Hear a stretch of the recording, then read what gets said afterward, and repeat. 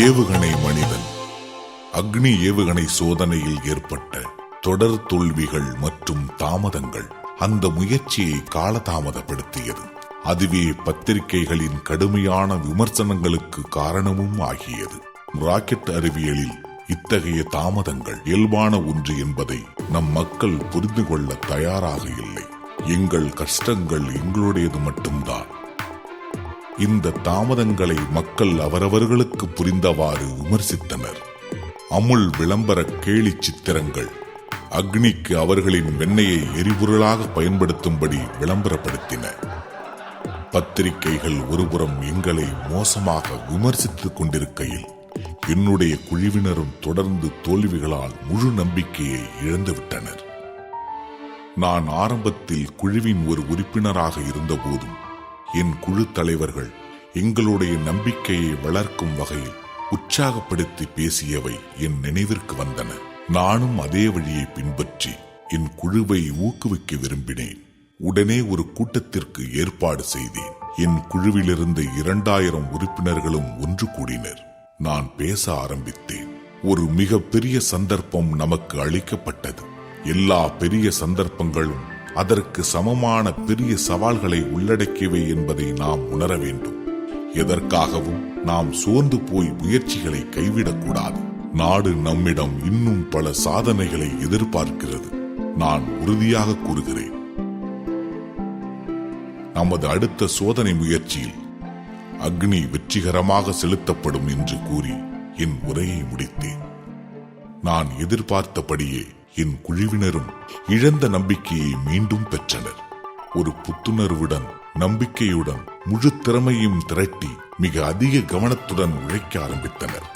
அக்னியின் அடுத்த பயணம் 1989 ஆண்டு மே மாதம் 22 என தீர்மானிக்கப்பட்டது. தேசிய பாதுகாப்பு அமைச்சர், தரைப்படை தலைவர் என பல முக்கிய பிரமுகர்கள் அக்னி ஏவப்படுவதை நேரில் காண கூடியிருந்தனர். அந்த முக்கியமான நாளின் முன்னாள் இரவு பௌர்ணமி. அந்த முழு நிலா ஒளியில் நாங்கள் கடற்கரையில் நடந்து கொண்டிருந்தோம். அலைகள் பாறைகளின் மீது மோதி இழும் ஓசை பெரிதாக கேட்டுக்கொண்டிருந்தது. நாளை அக்னி பயணம் வெற்றி பெறுமா என்ற கேள்வி எல்லோர் மனதிலும் இருந்தது. ஆனால் யாருமே பேசவில்லை.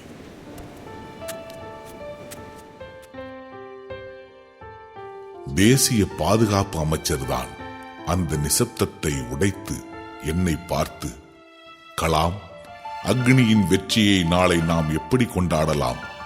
உங்கள் மனதில் ஏதேனும் ஆசை உண்டா என்று கேட்டார். அது ஒரு சாதாரணமான கேள்விதான். ஆனால் எனக்கு உடனே பதில் கூற தெரியவில்லை.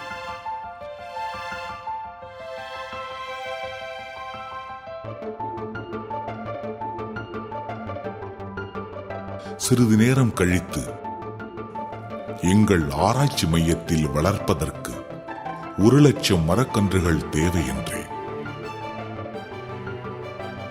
அமைச்சரின் முகம் மலர்ந்தது. அதில் ஒரு நட்புணர்வு தெரிந்தது. புரிகிறது, அக்னியின் வெற்றிக்காக நீங்கள் பூமி தேவியிடம் வரம் கேட்கிறீர்கள். நாளை நாம் நிச்சயம் வெற்றி பெறுவோம் என நெகிழ்வுடனும் நம்பிக்கையுடனும் கூறினான். அடுத்த நாள் காலை 7:10 மணிக்கு அக்னி விண்ணில் செலுத்தப்பட்டது. வெற்றி மிக துல்லியமாக திட்டமிட்டபடி அது நிகழ்ந்தது. அது ஒரு பயங்கரமான அரைக்குறை தூக்கத்திலிருந்து அது ஒரு அழகான ஒளிமயமான காலையை சந்திக்கும் இன்ப உணர்வை அளித்தது. 5 ஆண்டுகால உழைப்பின் பலன் இறுதியில் முழுமையாக கிட்டியது. 600 வினாடிகளில் முடிந்த அழகான பயணம் எங்கள் களைப்பை ஒரு வினாடியில் அகற்றிவிட்டது. பல ஆண்டுகால உழைப்பிற்கு பின் என்ன அருமையான ஒரு நிகழ்வு! அந்த நாள், அந்த நிமிடம் என் வாழ்க்கையின் மறக்க முடியாத நிகழ்வுகளில் ஒன்றாக என்றும் என் மனதில் இருக்கும்.